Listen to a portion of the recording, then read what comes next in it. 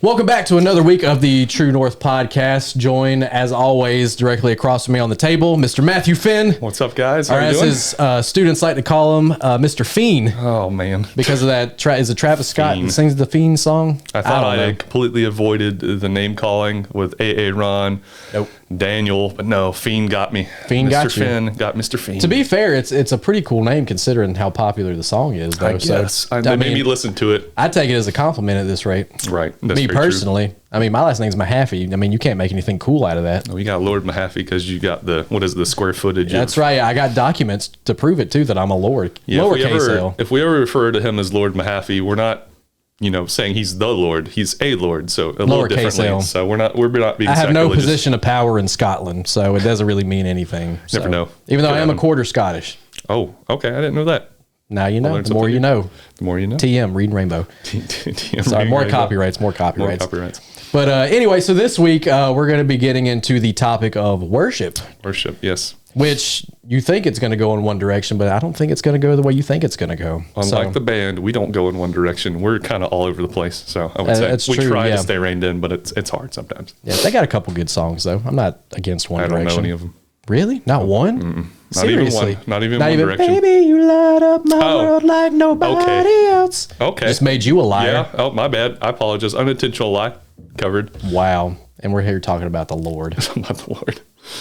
Oh, boy. Sensitive jerk. No, I'm just kidding. Wow. I know. We're getting real deep on this podcast. Stay tuned. It's going to get ugly.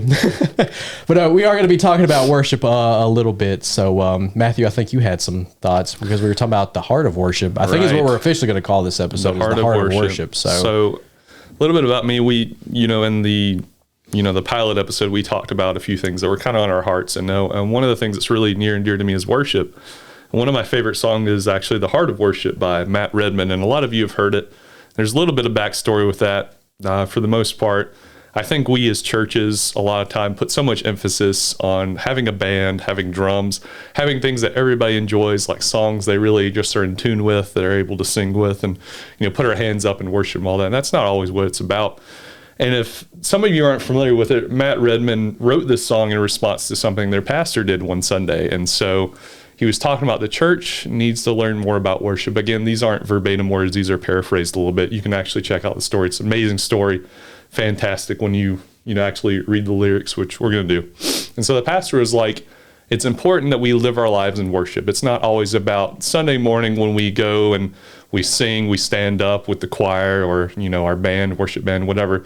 It's about how we live our daily life. And so what the pastor did, which was a little strange for him in his big church, he's like, we're ripping out the sound system. No one's going to sing. I want you guys to take this time, whatever it is, 30 minutes or so. I want you to figure out what worship is outside of music. And so what the church did is they had some community together where they were just, enjoying each other's company. They were praying, worshiping God in a different way rather than singing. And this wonderful song came out about it. Matt Redman, I'm not sure how long ago it was, but it was, I would say, early 2000s. I would say so. It was really big during what I call the greatest era of worship music, Christian music altogether. So. Yeah, so these are the words that he said as a result of it. And again, it's having that, different understanding of worship. He said, when the music fades, all is stripped away, and I simply come, longing just to bring something that's of worth that will bless your heart. I'll bring you more than a song, for a song in itself. It is not what you have required. You search much deeper within through the way things appear. You're looking into my heart. I'm coming back to the heart of worship, and it's all about you. It's all about you, Jesus. I'm sorry, Lord, for the things I've made it. When it's all about you, it's all about you, Jesus. And it's kind of repeated. And so I guess we mentioned that story more or less because I think a lot of times as church believers, we go to church with a sense of entitlement, right? So we're like, like you'll ask you after a sermon, like, how'd you feel about the worship service and the preaching? Oh, I didn't really care for the worship. It kind of it wasn't jiving for me, the song choice, whatever. Right. Well, what did you think about the preaching? And it's like, I just didn't do it for me. And it's like, I think we have to change our framework on this a little bit because like when we go to worship, we're like, I didn't feel anything. It's like, but what is the point of worship? What are we actually doing when we're worshiping? It's like, who is worship for? And so if we come to the framework, it's for God. We're worshiping God. We're kind of telling how awesome he is, and we're just kind of engaging in this relationship with him in worship. And so I think that's a lot of where we mess up our framework because we'll have, a band, and may not have the best singers, but we have wonderful ones at Northside. We have Dana, we have Noel, and Austin. Whenever he does, they don't forget about Sean. They definitely also. Yeah, I was trying to think. I was like, I'm missing somebody. Sorry, Sean. My apologies. Yell at me later. But again, at the end of the day, I don't think it necessarily matters who's up there worshiping, and like not saying mitigating anybody that's up there. It's a fantastic thing that you do. It's a great ministry, but at the same time, it's like we're worshiping God, and that is a beautiful thing that we engage with when we go to church, and not just in church, but when we live our daily lives. Yeah, absolutely. And I like the story that you told about the heart of worship, because I think it's one of those things too where we get so numb to a lot of worship sometimes because we'll listen to it and we like the way, and this is another part of the topic we can get into about how it makes us feel, right? Because we're like, oh man, when I listen to this song, I just feel, better. It makes me feel at ease. It makes me feel at peace or whatever. And that's another tricky part about worship too. And it's a big thing in the modern church now, especially like, you see a lot of these videos, like these really big conferences. And I've seen a lot of them on TikTok where it's like, look at thousands of people, just worshiping God. And it's like got cameras on people and their hands are raised and they're just like pouring waterfalls out of their eyes of just streaming or whatever. And it's like a lot of worship now, it feels like, is just a lot of emotion driven based. You know what I mean?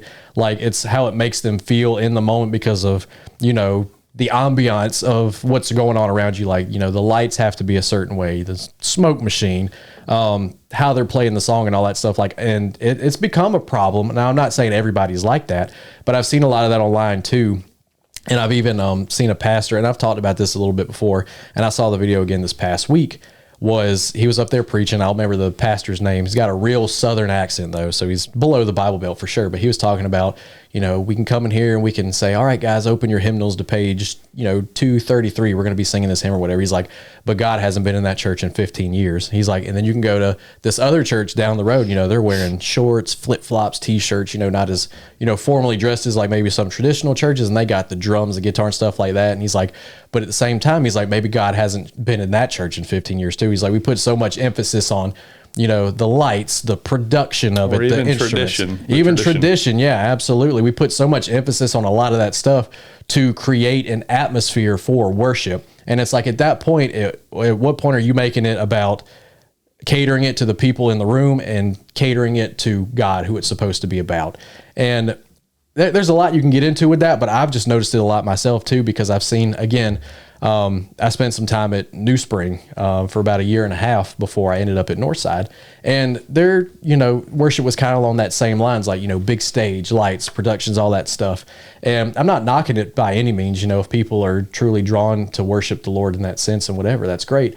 But a lot of people too, I guess, that's kind of what rattles their faith a lot too, is because they rely so much on emotion when it comes to worship music, because they're making it more self-focused at that point because of how they let it make them feel, and they're being driven by their emotion for it. And so when they get out into the real world and all these storms of life are happening, or these temptations are going on, or they're struggling with whatever, they don't know how to capitalize with that. They're just like, well, I don't understand. And they're getting confused and their faith is rattled. And it's like, because a lot of how the church is going now, worship in some other ways too, is it's so become structured on the people, right? And obviously we want to cater to people, right? Like the church is we're here to encourage, here to be a shoulder to lean on if, you need a crutch or something like that to get through life, because life is hard, because we need each other. We talked about that in our episode about community.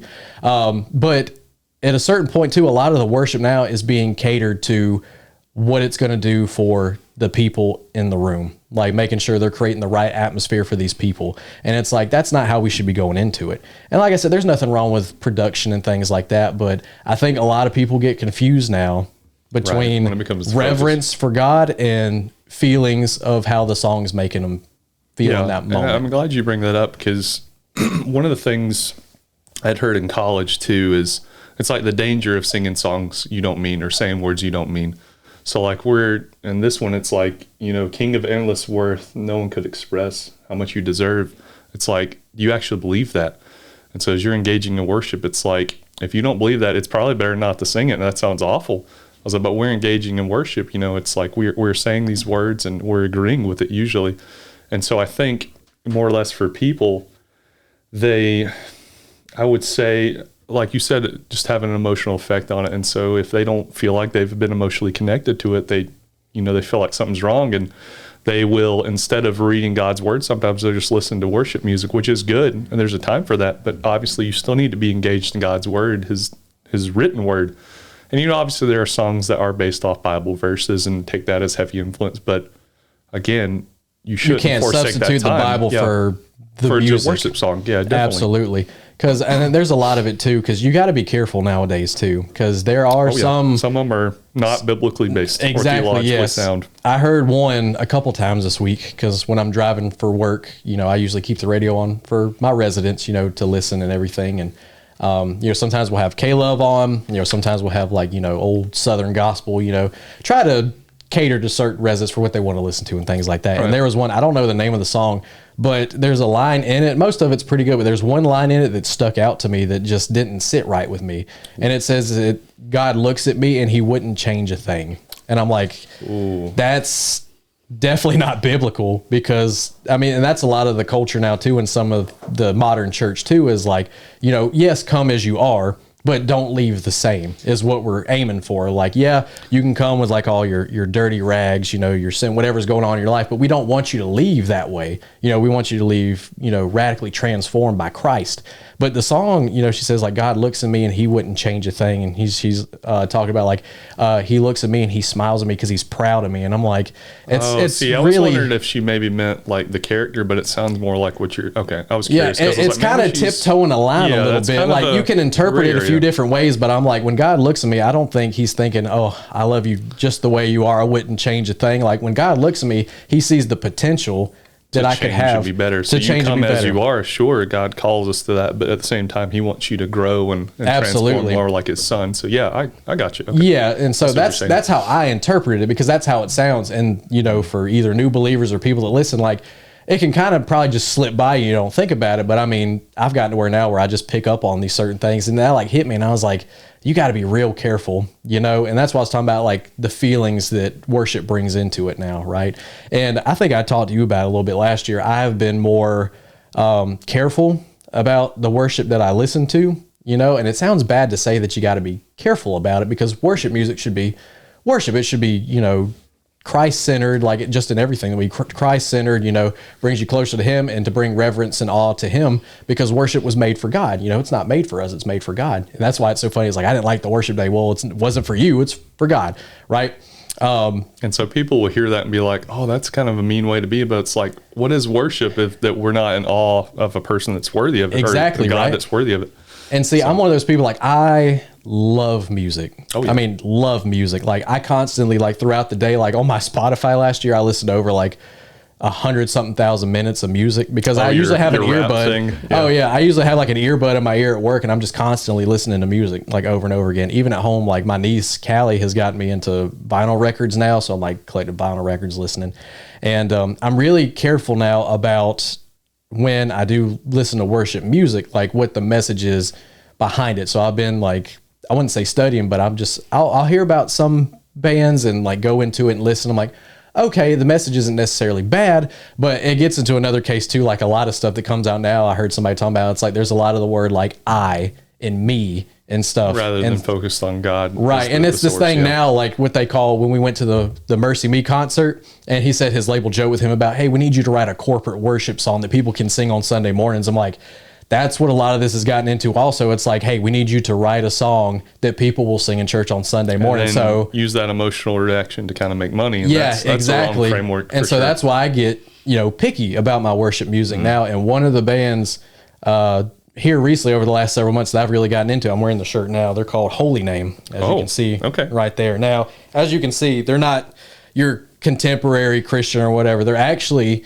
it's going to sound a little weird, but they're an Orthodox metal band.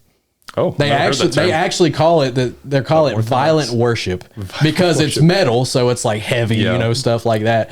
But like their lyrics are just like so reverent to who God is. Like it's just solely structured based on God himself. Like they have one song called Creed, and it's the Nicene Creed, and they're basically just singing the lyrics of the Nicene Creed.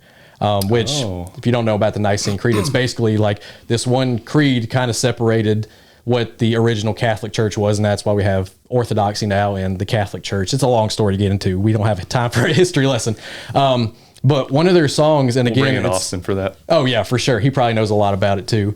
But one of my favorite songs of theirs that they have is called "The Sect," S-E-C-T, the Sect or whatever, and it really gets into like this heart of, I guess, life and God Himself. Because it gets to like one of the chorus parts of it. It says, "Eternity has come to my plane of existence." And its next line says, "I'm not afraid to die." Because it's talking about obviously Jesus coming down, like eternity has come to us. You know what it means? And then it says like, Holy Ghost descends and He rests in my spirit. And then the next part's what really gets it. It says, "I'll embrace the pain and endure the dark clouds. I will see the face of God." So it's saying like when life is at its lowest and hardest points, because eternity has come down to earth and has met me, and now I can know Christ and I can know God the Father, that like I will one day see His face. Regardless of what happens in this life, I will see God and I have this relationship with God. And to me, like that just hits so hard every single time I listen to it. And so like a lot of the songs now that like I listen to them a lot, like so much, basically every day, just this album, because like the lyrics are just so deep and intense. And they actually have the album I listen to. It's a live recording from their show in Chicago. And you can see as he's singing it, like just how much of his heart that he's pouring into it. Like you can tell it's not just, they kind of got a setup to where it's kind of like heavy metal based. They got like the Gothic candle set up. They got like a screen behind him and stuff. But you can just see on his face, like as he is worshiping, there's like one part where he like sings the first little bridge, I guess, and he kind of steps back and his eyes are closed and he just kind of smiles because like I think the line, if I remember correctly, he says, gosh, I'm trying to think about like, like now the sting of death only brings me to a triumph. Ooh, yeah, and I'm like, good. Man, that hits hard. And he just kind of steps back and he like, you just see like the intense look, and he just kind of smiles a little bit, like he's like, all this stuff, because he's talking about in the beginning, like kind of like the difficulties of life and kind of almost painting a picture of his personal life early on, because he's like, wandering alone, is this what it means to die and all that stuff? And then at the end, he's just like, but now the sting of death only leads me to a triumph. And you could just tell the expression and just the motion in which he is singing, that he is truly just pouring his heart out into this. And it's funny because a lot of people could look at it and they'll hear like the heaviness of it and all that stuff. And they're like, automatically turned off. That's not Christian. Yeah. And the funny thing is, like, Andrea knows I love metal music and stuff like that. She's like, I don't know what they're saying. I'm like, well, you're not listening, like you gotta, and yeah, there's like some screaming and stuff going on, but like stuff like that. And I listen to a lot of Christian metal. I'm like, yeah, it might not be for you, but like the way that they're presenting it to God, like with the gifts that they've been given, even though if it's not for you or whatever, like they're still just pouring out their heart and their soul. And I would encourage anybody to listen to them personally.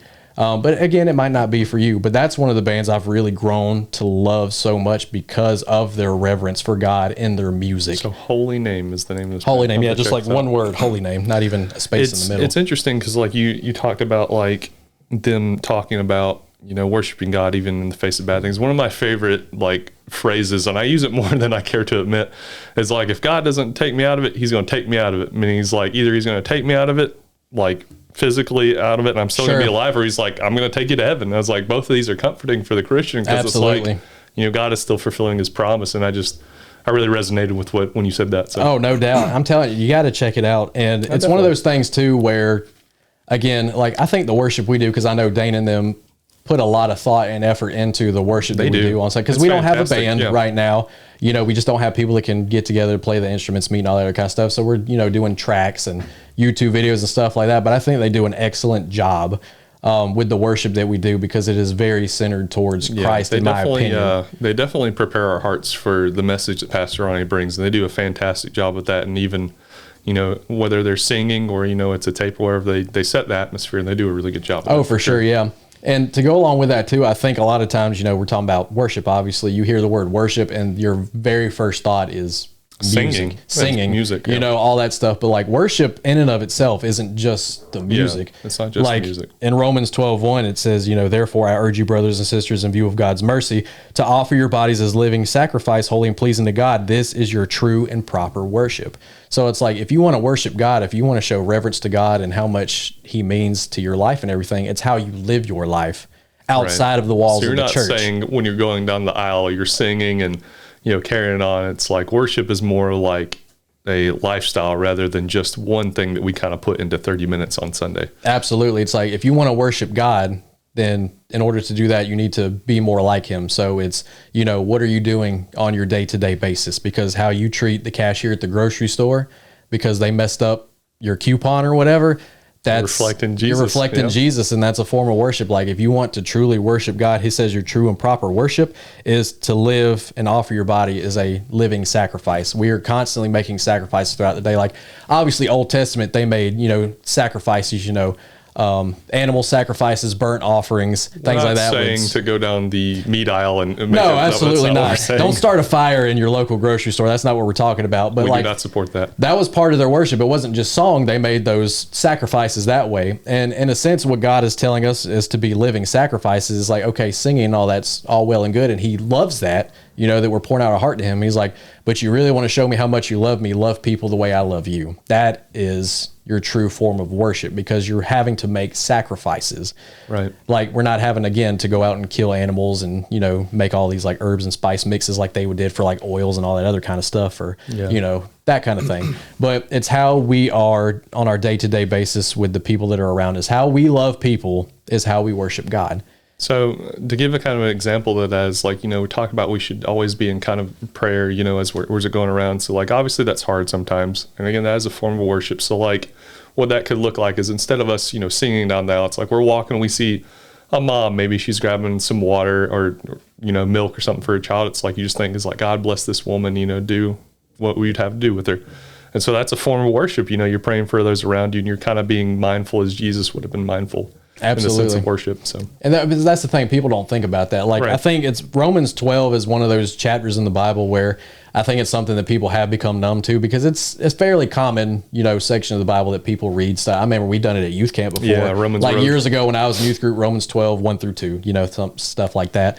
And so when we think about, this is your true and proper worship and all that stuff, your bodies are living in holy sacrifice. I don't think we truly understand what it means to be a living sacrifice. Right, because the word itself sounds contradictory because like, obviously when you sacrifice, you die. And it's like you need to live your life in a way that sacrifices the things that you would have, kind of embraced before you came to Christ. Right, but it's like Jesus says, die to yourself, pick up your cross and daily. Follow after me. Die daily. And again, doesn't make sense. Like, what do you mean die daily? You only die once. It's like, no, you have to die to your desires, which you want every single day. It's crazy how like the Bible and especially Jesus's words, like the way he says things, you're like, you stop and like, wait, what? And like, it kind of makes you think deeper. And it's just the wisdom of the gospel. That's how the disciples were. They were constantly asking questions. They're like, teacher, what do you mean? What are you talking about? And then even he'd explain it. And then it's like, they still couldn't quite comprehend because to but you're alive. How are we dead? Like, it doesn't make any sense, but to us now after, thousands of years of, history from Christ's death and all that stuff, like it makes more sense to us. But back then that was brand new information, so they're probably like, huh, like is he crazy? Like I don't think he knows what he's talking about even when he would explain it.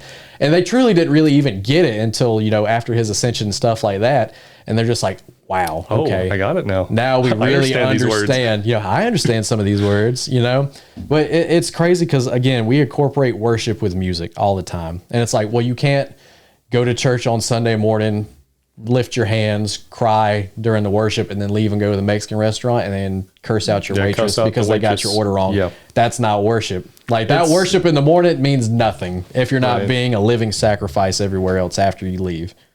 Right. Correct. I'd say so for sure. And, we talked a little bit about ministry too. And I think like from the outside looking in, there's that ministry thing is like, oh, only the pastor and only the youth pastor engage in ministry. It's like everybody else, we're just kind of there, and I think it's the same thing with worship where like we think worship is like, oh, that's what we do on Sunday and singing. I think that's a stipulation we need to step away from. And that's why a lot of people need to look into like Job, right? Because again, in that song that Holy Name sings, they're talking about in the pain and through the dark clouds, I will see the face of God. So it's like all this is going on around me, but my main focus is still God. Like despite everything that's going on, God is still good. And Job was the same way. He had everything taken from him, but yet he still chose to worship and to trust God. Even though everything that he had ever owned, people that he loved were taken away from him, he still chose God. Now, was it always easy for Job? No. Like even his friends came in there and kind of like, well, what did you do, Job? Like, how did you bring this upon yourself? Maybe you should do this. You need to tell God this. And sure, there's a lot of mixed feelings because, I mean, if we were in the same situation, even now, I mean, we have the things that we generally want in life, and yet we still we're like, God, I don't understand. Well, I think about a few people in our church right now that are kind of going through some hard things, and it's hard to worship when you go through the hard things. Absolutely. But I think the beauty is that God can take stuff like whatever someone's going through, whether that be sickness, whether it be death or the possibility of death, and he can bring them closer to himself. Like it's a megaphone. What C.S. Lewis said is our pain towards God. Absolutely. And so only God can pull us into that genuine worship, because again, people go through all sorts of stuff. All of us have things that are going on below the surface. We never really know things that influence our week or whatnot. And there's a genuineness in just falling flat on your face and just crying out to God. Absolutely. In the pain. I can honestly say personally for me, the times that I felt the closest in my relationship with God was through some of the worst times in my life, because you know that you have him to lean on, that you have him to trust in. Because outside of that, and I've thought about it before too, I'm like, what would I do, through those situations without any God, and I've talked to our students about that before too. I'm like, think about life for a second. I'm like, okay, obviously, hopefully all of us in this room, believe in Jesus and God and everything like that. I'm like, I want you to imagine life. I'm like, what would be the purpose and the meaning of life if we knew, in fact, there was no God? I'm like, what would generally be the purpose of this life with no God? I'm like, how would we get through those tough times? How would we deal with those things in life? I'm like, I don't know how I would, looking back on it now. Like, it's crazy because I bring up the Prince of Egypt. Probably won't be the first. Well, this isn't the first nor the last time, but we talk about like the tapestry of life. We only get like a little snapshot of it, and to remove the reason for carrying on, to worship, to breathe life as God, I wouldn't know generally what to do. And like us as a Christian, we only get this small snapshot of like how God uses us, and then eventually one day we're going to see the full tapestry of God's will and how everything intersected and like everything had meaning and they all had connections and stuff. And it's hard to do during that time. It's hard to have faithfulness in God and absolutely understand that he's sovereign, he's able to rule, and he has the best in mind for us. For sure. Yeah. And kind of touching base too, from the same band. I love this band, man. I love them so much. He does. It's amazing. It's like wrestling. Well, maybe not quite like it's like carried away. Hold on a second. Time out. Okay. But like even into that, I was like curious. I'm like, okay, it's weird to see, because like I've studied and looked into a lot of like Eastern Orthodoxy and stuff like that, and I'm like, it's weird that there's like a metal Orthodox band. That is pretty cool. Because I look into like how the Orthodox practice and worship and stuff like that, and they have you walk into like, I guess what you would call their they don't call it a sanctuary, but like what would be their sanctuary, right? And you walk in and they have pictures hanging on the walls and stuff of like the saints and disciples and things like that, and you're thinking like, well, that's weird that they're worshiping the saints and stuff and all that. And then of course there's some Catholic looking practices in there too, because again, the Catholic Church split and ended up being Orthodox and Catholic. Again, not time for a history lesson, but just a little tidbit there. And you walk in there and you see like, the picture of Jesus on the wall up at the front. You see all the saints and pictures of that going on. And then they kind of have like, they do communion and everything. And if you're like, part of the Orthodox Church, you can go up and take communion. If you're like new to it or haven't, done some certain things, you can't go up and take the communion yet, but they do it every single week, every single, I don't know I don't want to say certain words because I don't want to mess it up and make it sound like something it's not. But they do the communion, things like that. And I'm like, well, I wonder what the purpose is. Because my first thought was like, well, why are they worshiping the saints too and everything? I'm like, that doesn't make any sense to me. But they call them icons. And essentially the way that their services, I guess what you'd call it, are structured is they base it out of Revelation about how it's descripted in Revelation of like how the worship's going to be when Christ comes back. And so their objective essentially with their worship services is to create the same scene as it will be when Christ comes back. So that's why they have like the saints up on the wall and stuff like that, because they're trying to create that image of how it will be when we can like truly and freely worship when Christ returns. And I was like, man, the amount of effort and time and practice to go into that to create essentially what will be like worship after Christ's return. I'm like, I don't know if I fully understand it. Like it's stuff that I've looked into. I'm like, because I'm not Orthodox, so I'm like, I don't quite understand it, but just the amount of reverence that they have to try to create what God is going to have, essentially that's after cool. He returns. I'm like, it really shows like I guess, commitment and where their heart is as to how they want to honor and serve God. Right. To create that scene like that. I mean, because again, you walk in there and it looks older. It's not something that you normally see. There's no flashing lights. There's no bands or anything like that. And the songs that they sing aren't like the worship songs that we would hear normally in church, like what you'd hear on his radio. They're like these kind of, it reminds you of the Psalms. You know how David wrote the Psalms. Like it's stuff like that they, I guess what they say, they chant or how they sing it. Oh, okay. And so they're singing like basically, a credence kind of? Yeah, like a credence. Like they're basically singing the scriptures. And I'm like, just the amount of awe and reverence and what they put into their worship to show God, you know, just how good he is and how much they are in reverence of his might, his power, his grace, and his mercy. I'm like, that to me is inspiring. I'm like, I would love to be able to give that same effort, you know, for God. Cause like, it's so easy for us, you know, Protestants, I guess what you would call us, you know, we're used to, we come in, we grab our coffee, you know, we find our pew, we get mad if somebody's sitting in our seat. How dare you sit where I sit? How dare you sit where I sit? How dare you stand where you stood? Stand where I stood? Harry Potter.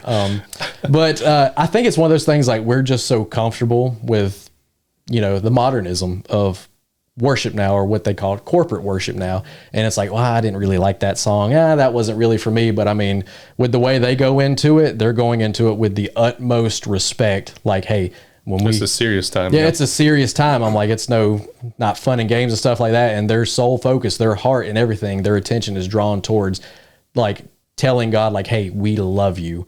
We do not deserve any of this stuff that you've given us, but thank you for your son. Thank you for the sacrifice and for all that you're doing in our lives. And this is just the best that we can offer you. And it's still not good enough, you know, but we're going to do the best that we possibly can to show you how much we love and appreciate you being our God. And to me, that's really inspiring. And I've thought about that a lot too, just with listening to Holy Name and everything too. I'm like, man, I want to be able, when I go into worship on Sunday mornings, or even when I go through my day-to-day life, like I want to have that same kind of reverence and respect for God to be like, you know what, it's still not going to be enough for all that you've done, but I want to be able to give my absolute best to you each and every day. Like when I wake up in the morning, like that's my goal, is to make sure that I can give everything to my God that I possibly can with every ounce of breath that I have in my body, you know, whatever the cost may be from that, you know. And that's a hard decision to make, because we all say, you know, we want the best from God, you know, we want everything that God has to offer us, but that requires making some really hard choices, making a lot of sacrifices, and praying some really difficult prayers on top of that too. And so, and maybe I got a little too much into that. No, but it just shows your passion for sure. One of my favorite things is like in a concert, and like, not to get into too much emotion, but like it makes me think of heaven. It's like when it's just the voices and everybody, we may not always be the best singers, right? And so we're singing, but there's this harmony with like all these different types of people singing. And it's beautiful. It's like, this is what heaven's going to be like. We're all going to be joined in this effort to sing about how good God is and how great he is for all of time, which is exciting. So definitely worship, I would say, is something we need to be intentional with. There I go again. And it's something that we need to really have that good perspective of who God is, and that he's worthy of worship, and he's awesome. You know what makes me laugh is like, I've heard people say before, I'm not going to mention any names or anything, but well, like certain songs that you sing, it's like, oh my gosh, it's so repetitive. Like it's the same chorus, this and that and all that. I'm like, but it's funny because like you read in Revelations, like they're standing around singing, holy, holy, holy is the Lord God Almighty, just over and over and over and over again. I'm like, I don't think at a certain point. It ain't less true if you say it more. That's exactly right. Yeah. True. I'm like, even if you sing the same thing over and over and over again, it's the intention of the heart. Like where your heart's focused towards, like, is it for God or is it selfish for you to be like, oh my gosh, I'm tired of singing the same thing over and over again. I'm like, well, you know what? God may be tired of you doing the same thing over and over again, living your life the same. He's trying to get you to come to him and you want to live the same way over and over again. Maybe he's sick of that, you know, but again, that's just a little rant or whatever and stuff like that. Chase there. But man, like I think, but that's the thing. I don't think people truly understand like the important meaning of what worship truly is. Like it's just not a Sunday morning thing. It's like your 24/7 everyday lifestyle, you know. Right. Worship is more than music, it's a lifestyle. Absolutely. Doesn't matter if you have drums, guitars, whether it's hymns or you strip everything away. Whatever that thing is called. Yeah, I don't know what I forget the thing, I don't know what it is. The thing that has the little it's weird. I don't know. Anyways. But it's just like you were talking about with that song, you know, you strip everything away, take all that stuff away, and what you're left with, that's what you have to give to God, and that's That's what he wants. Like, it's not about everything around you. He just wants your heart. He wants your heart. And that's what's so important about the heart of worship, because that's all he's looking for is your heart. And there's an illustration that I've seen floating around on Facebook a bunch of times. It's like a little drawing, and it's of Jesus and like, I don't know if it's a kid or just like a person or whatever, and has like his heart in his hand. He's like, this is all I have. And it's Jesus saying, well, that's all I want, you know, which is just incredible. It gets me every time. It gets me right now. And I think we forget that a lot of times. We spend so much time and effort putting into, you know, well, this has got to be this way. And we do it with the podcast too, you know, like, oh, this has got to be this way. The lights, the cameras, all this other kind of stuff. We focus so much on that we lose sight of what God truly wants, which is just us, you know. And people, they focus so much on, like, you know, I've said it before, like, we went to a youth thing one time and I was wearing my hat, like, you got to take your hat off. You know, and we've done it when we've prayed both here before. Hats. Yeah, both wearing hats right now. Take this off. And it's happened, you know, more so recently in youth group when we go to pray at the end of the night, and, you know, student be like, well, you're not going to take your hat off. I'm like, I don't think God cares whether I'm wearing my hat or not. He just wants me to talk to him. He wants me to spend time with him. And I understand people do it out of, you know, reverence and respect, and that's great, whatever. I don't take my hat off, because to me, I'm like, God's not worried about that. He doesn't care if I've got my hat on. Gonna be in heaven one day, and he's like, you know, Matt, you were wrong. You should have took it off. You can't come in here if you're going to wear that hat. Right. So, oops. Well, yeah, to wrap it up, yeah, worship is definitely something we need to focus on as a gift to God, even though our gift falls dramatically short. For sure. Because, I mean, again, if worship was just music, we'd all be in trouble, because I can't sing at all. I have a terrible voice. Can't carry a tune. Some of us can't even dance. The only thing you need to focus on is, like, where is your heart when it comes to worship? That's all that's going to matter at the end of it. So hopefully you guys gain a little more perspective of worship from that. I certainly did from our conversation. So I feel like I always learn new things when we talk. Oh, same with you, man. Know? Yeah. Iron sharpens iron. So that's how we do it. That's how we do it. More Bible stuff. Got it. Got you again. But anyway, thanks again, guys, for tuning in for another episode of the True North Podcast. We'll see you next week. See you next week.